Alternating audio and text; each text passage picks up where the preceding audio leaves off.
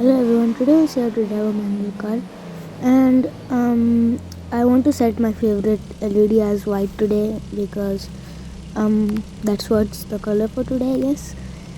And let's just see how to drive a manual car. So a clutch is just you press in the clutch, go to gear first, and then let's see. So you need to understand where clutch catches. So when you have the turn on your ignition when you're on neutral, clutch in, go to gear 1, and then just try to peel off the clutch slowly, and then just feel where it's catching. And after you feel when it's coming in speed, just introduce the throttle like this. And sometimes you can also rev in your like you can rev inside your clutch. So when you have the clutch engaged, you can rev in a little, and that just brings a little bit things easier when it comes to hill climbing and so on. So we'll see that later for some other parts, but now we're just seeing how to turn how to drive a manual car. So I want to just turn right now here, and then from 2, let's just click on 2, and then for we sometimes also need to change it to 1 for more torque, but right now the situation is fine, so we went on with 2. So now a lot of people like to do like one of their highest gears like 4 or 5 or 6, and then they just keep driving there, and it's not really good for the manual transmission because it's not made for that, and it's made for changing gears frequently. Like how I'm showing in an example, I'm just keeping 3 for everything, and that's not really good. That's okay for short time, but if you're using your car like always with only 1 gear, and then you're like only driving in that, and then when you want to stop you're just clutching, that will be easier, but it will not be easy for your transmission. So that's why a manual car is basically made for changing gears. It's not like automatic transmission where you don't like need to touch the gear. You just select one gear and then you keep going. That's why it's good to frequently change gears according to your RPM, matching RPMs and so on. So that's what I wanted to tell in this short thing. And now let's continue on with driving. So right here, when you're braking, you don't always need to clutch in and try to brake here. So you can also brake without the clutch, but when you're going to know you're going to exactly stop and you're going to go to like below 1000 rpm, so that then it's good to clutch in so that you don't drop down below 1000 rpm. And yeah, in this game, I don't know, these cars have surrounded me.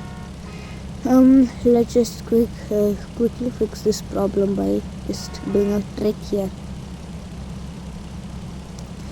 Okay, while I'm doing the trick right now here, I also wanted to tell that driving a manual car is not easy as you think. If you think it's so easy, it's not very easy driving a manual car. It takes practice, and that's why I have this tips video, because I have driven like a lot of manual transmissions in games, and I just wanted to give you some tips and tricks here.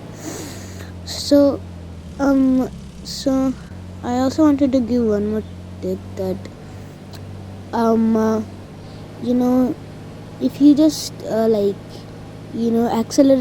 and rev in one gear, it's not very good. But as your intention is falling, like making your legs fall on the accelerator and make it go run, and then make it go like wow, wow, wow, wow, wow, wow, at one gear, it will not be good. So that's why you should change gears when it's around 5000 6000 rpm. And what that does is it makes it smooth. So right now I'm in this bad road which needs torque, so I came to gear 1 to have more torque. And when you change gears, and higher gears are more speed, not more torque, and the lower gears for more are for more like torque. So a best match I found in between 1 to 6 is like places like this. I think 3 is best actually. 3 is best for just cruising. At at last you have to need one gear for cruising above one speed. So above 40 kilometers per hour, I recommend like 3. If you go 4, 5, and you go 6 in these type of places, you'll get out of control. There are cars, there are like bikes, motorcycles over here. So that's why 3 is best here. But I'm not saying that you should only keep 3 on these roads. 1 to 3 is the best average, and then when you want to go over 70, 80 on these kind of roads, 4, 5, 6 is better. Like I want to overtake, so I just chose 4 to overtake, and then oh my god, yeah, that's what when you go out of control. That's why you should keep it like below 40 kilometers per hour. Because my car slided out of the road, came into the grass, slided more, and came in contact with the fence. So that's why max 3, like how max 6 is, you should use max 3 over here. And I want to overtake this guy with a 3 because there are a lot of cars. What if I need to emergency brake? That's why 3 is best here. Overtake. I'm not crossing the red line, which means I'm just going inside the below the red line. And you should not always try to like touch it with the red line. That's not really good for your transmission. And another tip is you should not keep your hands on the like gear and just give all your force there. And also you should not rest your like foot on your clutch pedal, because what your clutch actually does is it separates the wheel from the engine and the transmission from the wheels, basically transmission and the thing. And what basically happens is when you just like press the clutch a little bit, what happens is it's not good for your car. It's just basically not good. And if you don't know, like fixing these can be quite a lot of expensive. So that's why you should be careful with manual transmissions. And because you can't deliver unless you're not driving it very badly. You can't basically destroy automatic engines like that. And like if you're going from drive to reverse in automatic cars, then you can say you're trying to destroy an engine. But you can't basically destroy your engine as much you can destroy like manual one. And yeah, that's what I was saying. And we're cruising, and let's get on to this highway. Right now I'm just going to show you speeding. The beauty of speeding. You should not speed over your speed limit, but I just wanted to show you the beauty of speeding. So let's hit our indicators and embark on a captivating journey of like a speedy experience. So starting 88, okay, quite a good kickstart. I need more speed. 98, 99, dropping from that, and 110, dropping, and then oh my god, oh, we need to replay that. Okay, that was very bad accident there. And yeah, so now going fast, 125, 28, 30, 30, 40. Wow, this fifth gear is doing a really good job.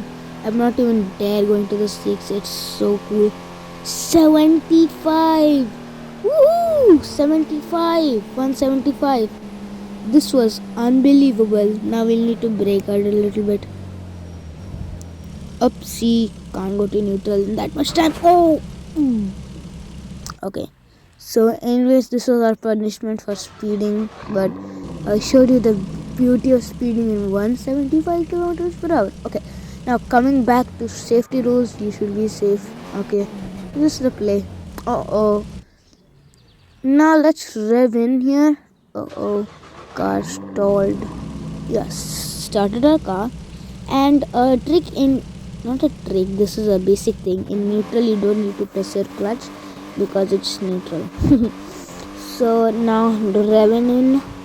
You should not rev in like that until it's some emergency circumstance. And yeah, so yeah, this was my thing, and let's just have a little more fun, and then we'll have a bye. Just before that, I just wanted to show you my BMW here, and yeah, so right now with this car actually, it's pretty good navigating it in a like a manual, and that's what I wanted to say.